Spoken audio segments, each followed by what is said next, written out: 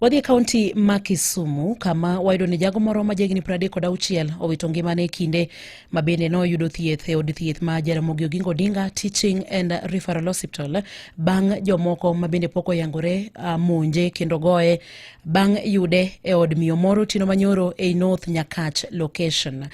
Kalure kod Morris Adie ma bende en ruoth ma North Nyakach location, jagono ne ochadh gi ojalo e od miyo no Tino Manyoro mana kilomita 2 kowuok e ode. Adie owacho ni obila koro osemako miyono mondo miyo kony e timo nonro e wi gima dine kel monj makamane ode. Adie bende wachore ni jagono moyang nyinge kaka Kennedy Okeyo nchane timo siep kod miyono.